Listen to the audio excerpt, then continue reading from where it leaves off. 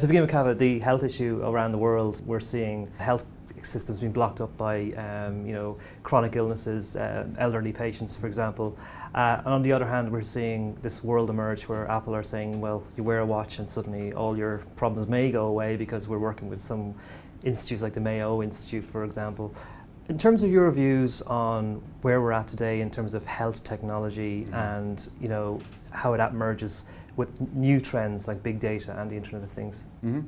Well, I think the way you frame the question is actually important because you use the term health, you didn't use the term health care. And the reason I say that is that there is a broad notion of health that is inclusive of health care, but much bigger. So for example, concepts around wellness and prevention oftentimes sit outside the healthcare system. There's been some research done, for example, global research done where citizens are asked about health. And the things they describe as factors that affect their health include nutrition, education, financial security, things that have nothing to do with doctors, hospitals, anything like that. So from a social perspective, health is a giant category. The companies that produce devices around things like monitoring your body, your fitness, your activity, are really catering to society's broadest notions of health, some of which can help healthcare, meaning treating a disease, but much of which is used by people who just want to stay well, have no interest in entering, basically their hope is, I'm going to stay disease-free on my own terms for as long as possible. In fact, that research I described to you, if you ask people, who do you think has a role to play in my health, what you find is 60% of the time they say, I'm the primary person. And the role of doctors actually tends to be in fourth place in terms of who's important. So it's me first, then community, then government, then my doctor. And that's why I think when we talk about health in general, it's a big, wide open place for which the medical community is a participant of. They don't control it, they don't own it, it's not all about them. What you're seeing around the emergence of these devices is really an interesting phenomenon. There is the technology that allows us to sense the human body is being used in two ways. Part of it is for general fitness and awareness, and part of it is really deeply connected to biological care. So for example, there is a very specific electronic device that is put on a pill, and when you ingest it, the digestion actually sets off a small wave that actually allows you to know that the pill has been ingested. That's used to monitor patients with really serious conditions to figure out if they're taking their medicine.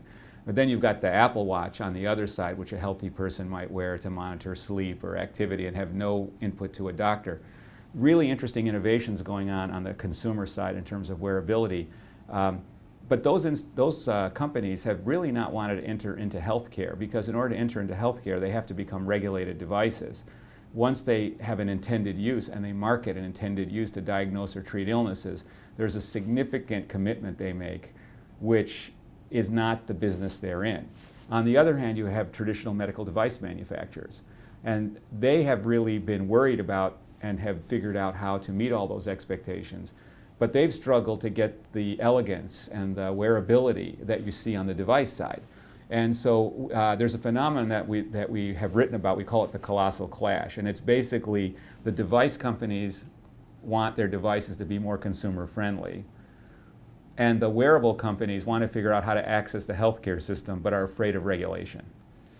And the question is, these two are moving to each other. Well, what's actually going to happen? Are the consumer wearable companies going to take on the real burden and responsibility of creating medical devices and become wearable in that sense? Or are the device companies going to incorporate the principles of consumer design into their business? It'll be hard to say which way it goes. You can kind of watch where the patents are going to try to figure it out. But I think you're probably going to continue to see a group of companies that stay primarily focused on the consumer side of health, specifically staying away from diagnosis and treatment, and then the device companies that are really focused really on where health care and illness occur. I'm fully on board with that idea of wellness and not visiting a hospital unless it's really, really necessary. I'm completely on board with that.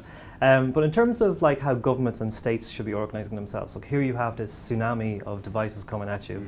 On the other hand, there's a lot of stuff to sort out. In Ireland, for example, we're more obsessed with the cost of GP visits and all that kind of stuff, whereas And we're not talking enough about the administrative hurdles that have to happen in hospitals just so people can be treated quickly and rapidly. What should states be doing? Should they be employing innovation officers to be focusing on employing these new technologies, or is it going to be bigger countries that are going to set the trends? So you're really speaking to what's the best way to accelerate innovation. And there's actually a couple of different parts to that. There's essentially the ideas themselves, and then there's the implementation or adoption of ideas. I would say if people step back broadly, the bigger challenge in healthcare is not the ideas, it's the execution and implementation of ideas. And the adoption of these technologies does typically require some level of cooperation of healthcare funders and policymakers, because what's typically holding back the scaling is what are the payment models going to be, what are the regulatory frameworks that make these things available. So I think there's enough innovation going on in the private sector in terms of invention. And I do think that more of the attention really needs to be focused on adoption, execution, and implementation. And healthcare really can't do it the way the consumer markets can. It can for a layer of healthcare that's really in this wellness space, but to get into the substance of treating illnesses, it will require the cooperation and participation of funders and regulators. And in general, regulation always lags market innovation. That's true in all societies. So I'm optimistic that eventually it will catch up.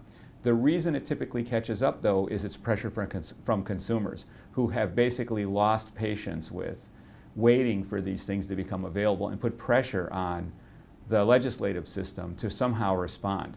And that ends up becoming the natural course of business here, because appropriately, funders and regulators are afraid of introducing something that might make care more dangerous until there is an upside that exceeds that and they're willing to take on the risk of making things possible. So, for example, there's been a lot of discussion about healthcare applications on your iPhone and whether they should be regulated like a medical device or just be treated like a typical app that you might get from a app store. And every government is going through their own formula of when is it a device and when is it just a consumer app. And they're continuously refining it because they can't, the markets don't like uncertainty. If you talk to innovators, they'll say, just give me certainty. It's the ambiguity that's the hardest, because if I build something because I think the regulation makes it permissible, then find out it's not, that's the worst possible outcome for me. So a lot of it is really giving innovators in the marketplace enough certainty that we've sorted this out enough that they can then start to innovate around those rules.